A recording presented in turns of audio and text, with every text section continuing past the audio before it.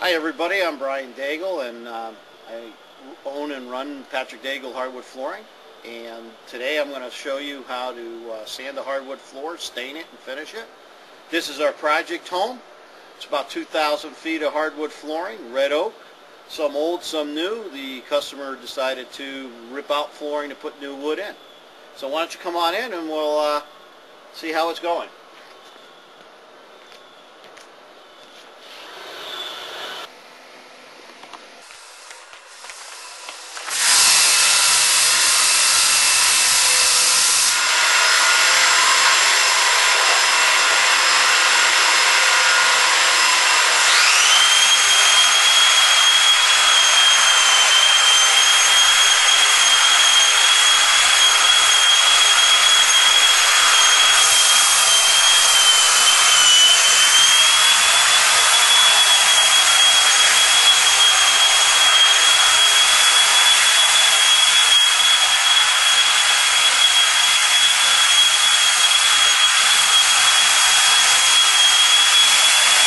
Out of your push system, we're going to want to shut the heat off so we don't blow all the dust around. There, it's off.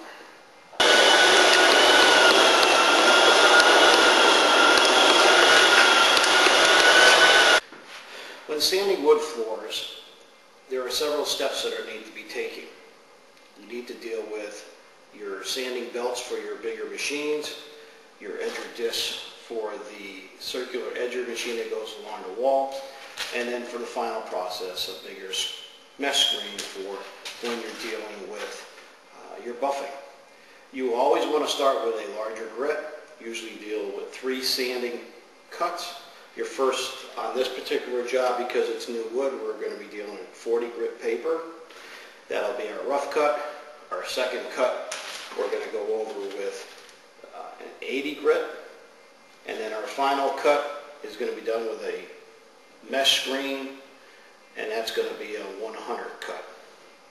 That'll help blend things through from your rough to your second final sanding to your buffing, which is important because it will sand everything and blend all your surface scratches together. Drum type sander controlled by a lever. By putting it all the way down, you're allowing the machine to do its work. By bringing it up, you bring the drum off of the floor, not sanding.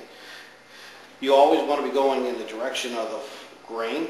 You have your lever down doing the work. When you get to the wall, you ease up and start to pull back, dropping your drum once again. Again, lever will be down doing the sanding work, get close to the wall, start to release the tension, and then pull back, drop the drum again to do the sanding. If you ever leave the drum without moving, you will then leave a gouge in the floor which you'll need to repair.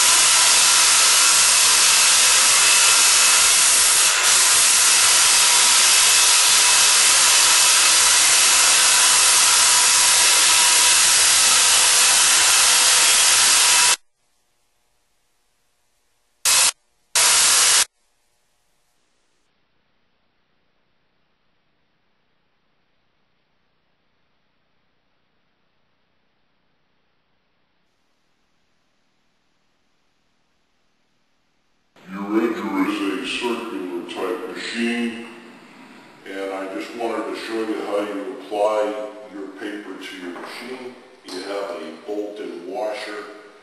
Put the bolt through the washer. We have a felt pad which helps with cutting back on the amount of scratches left by your sanding grit sandpaper. You take your nut, put it through the little hole, apply it to your machine, tighten that bolt up by hand first, and then you have a key which will go on and help tighten your machine. Now this machine is a circular type machine. You want that machine to do the work for itself. It will go back and forth. Try to go in the grain direction as much as possible.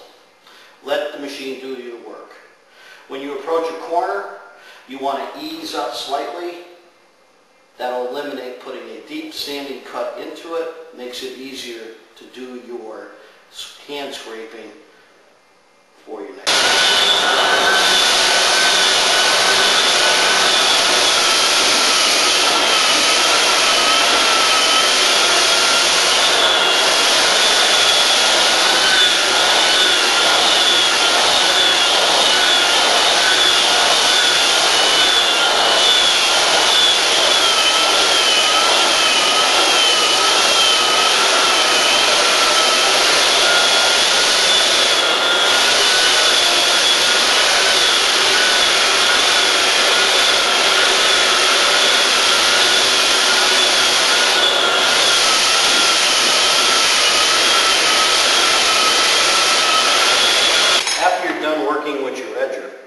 You'll have a little section here which did not get hit with the sander, which you'll have to scrape and make smooth with a hand scraper. By grabbing it, holding it, and applying easy pressure, and scraping back and forth with deep pressure, you can clean that right up. You'll have some burrs and some rough ends of sawdust and sand. Spots where the hand scraper left stop marks. Take the sandpaper that you used on the edger for your final cut. Apply pressure and rub and make the scratches smooth.